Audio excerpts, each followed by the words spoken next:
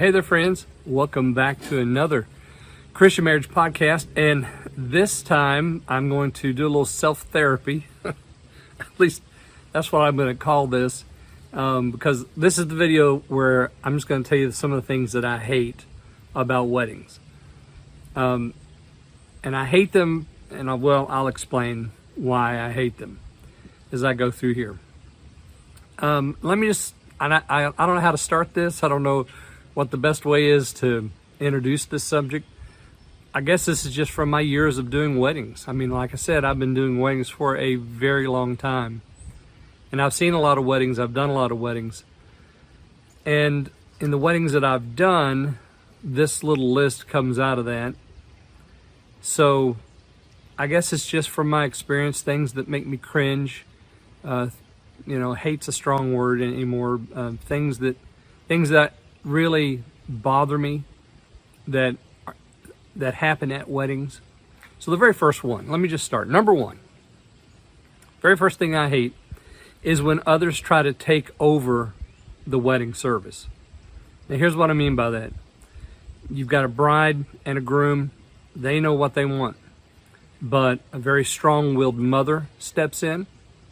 A very strong-willed maid of honor steps in, or best man, or even groomsman or bridesmaid steps in, and they know the best way to run the wedding. They know exactly how they want to do it. And because they're strong-willed, probably type A, probably in their setting in life, they're the alpha, wherever that might be.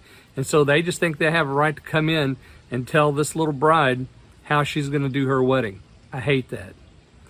And usually what that means for me as the pastor in that situation, as the one performing the service, is that I have to have a heart-to-heart talk with everyone in the company that's, there at the wedding. And I have to say, look, this is the bride's wedding.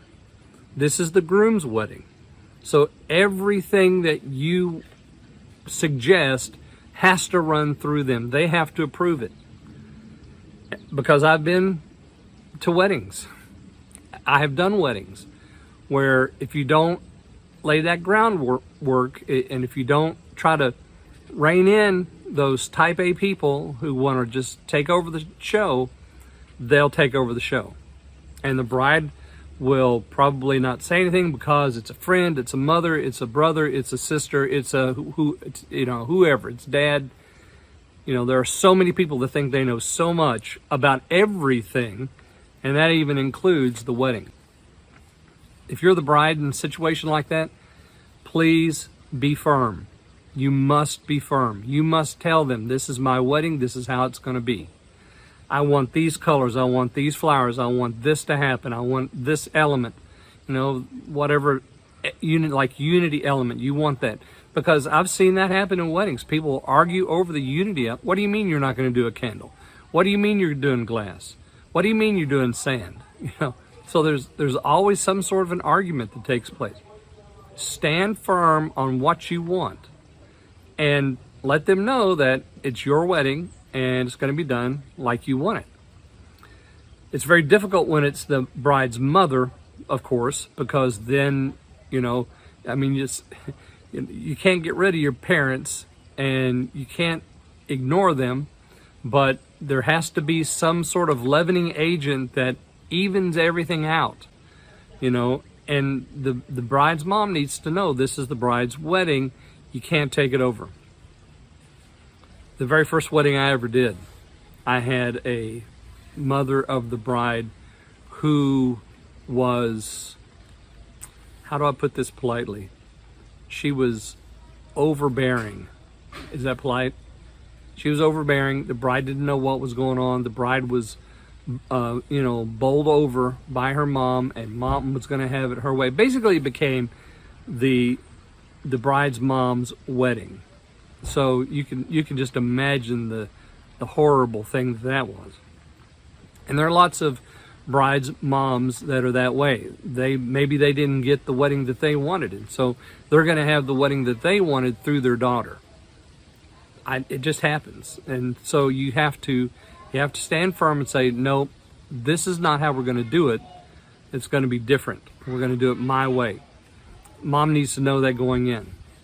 So that's one of the things I hate. I guess that's probably at the top of the list, because I hate to see the bride and the groom suffer because of someone else's ridiculous opinions. The bride and the groom need to be the ones that set the standard for everything that happens in the wedding, within reason. The other thing I hate is when couples come to me and they say, oh, we have vows that we've written or we're going to write. I've gotten old and crotchety in my years, and anymore I just tell them, nope, you're not doing that. You're not going to write your own vows. And here's why I say that. Because vows written by the bride and the groom end up being based on emotion, based on the moment, based on self-love, based on sex, and they're not of any value whatsoever. There are no real promises being made. So when a couple comes to me and they say, hey, we're going to write our own vows, I say, no, you're not. We're going to use the vows, the traditional vows, and I'll show them those vows. And if you want to write your own vows, you're going to have to find somebody else to do the service. I won't even do it anymore, because vows written by the couple are usually, they're just not good. They're not thought through. They're not healthy. So that's something else that I hate, is when the couple tries to write their own vows. And another thing that I hate, and this is number 3 on my list, is when you have a wedding planner and the wedding planner tries to take over the pastor's role in the service.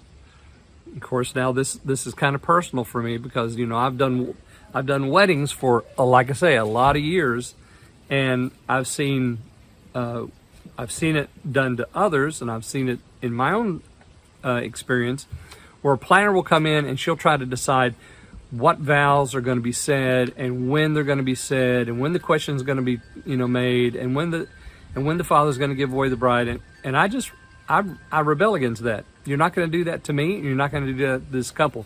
We're going to have the covenant service like the covenant service is supposed to be. The wedding planner is great for the colors and the dresses and the party and the cake and all the arranging. Let them arrange it. In some cases, especially for a big wedding, you need a planner. But do not let the planner come in and try to decide what should be in the service. That's the pastor's job. So unless your pastor's just not doing his job, don't let the wedding planner do that. The other thing, I guess this will be number 4 that I hate, is when the party becomes ugly. So whenever you're at the party and the DJ says something like, okay, everybody, it's time for everyone to get blanking drunk. When debauchery replaces decorum and respect, that just grates against me, because this is a wedding. We're here to honor Christ. Remember, this is the Christian marriage podcast. We're talking about Christian marriage. In Christian marriage, there's no place for debauchery. None. You can have a party and have cake and have food and have music and all the rest, but do you really have to have the alcohol? Do you really have to have the drug use at your party? No, you don't. You can do without that. Let's keep it respectful. And on that theme, let me just say, and especially to the men that are listening to me, please wear something that is respectful when you go to a wedding. Don't wear your best Ricky Bobby jacket and your best pair of ripped up blue jeans and your boots. You don't have a pair of khakis and a nice polo shirt. I mean, even something just that simple. A nice, clean polo and a pair of khakis and a pair of casual dress shoes. Why do we have to dress up like we're going to a bar? It's a wedding. We're there to show respect to the bride and to the groom and to their families by our presence at the wedding. So could we just please show some respect, at least in our decor, in our dress?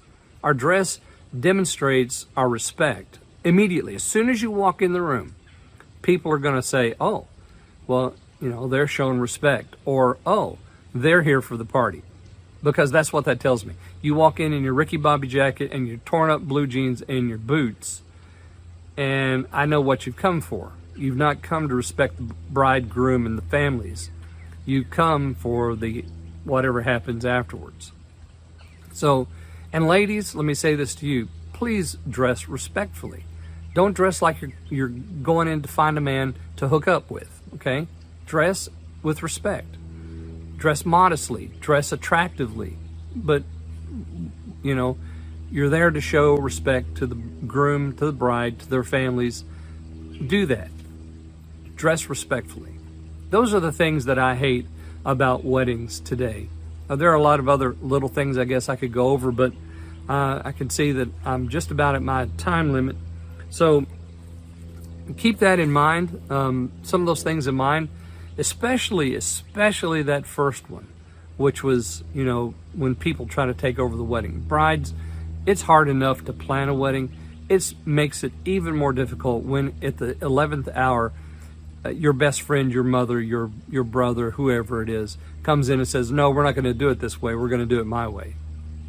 You can't let that happen. You have to start from the very beginning and say, this is, you know, my future husband and my wedding. This is how we want it done. This is what's going to happen. And if you hurt feelings, you hurt feelings.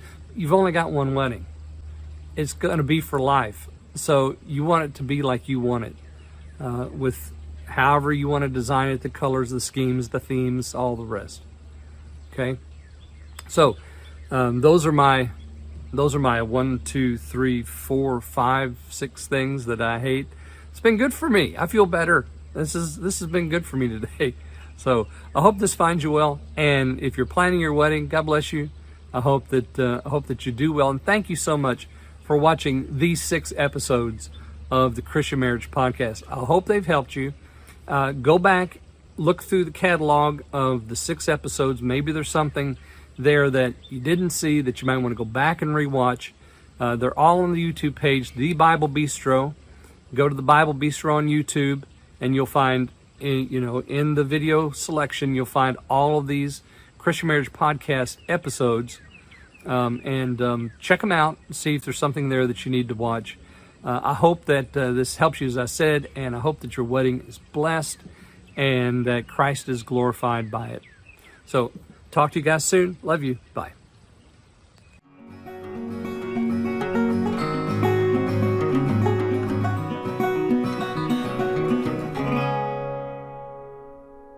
Thank you.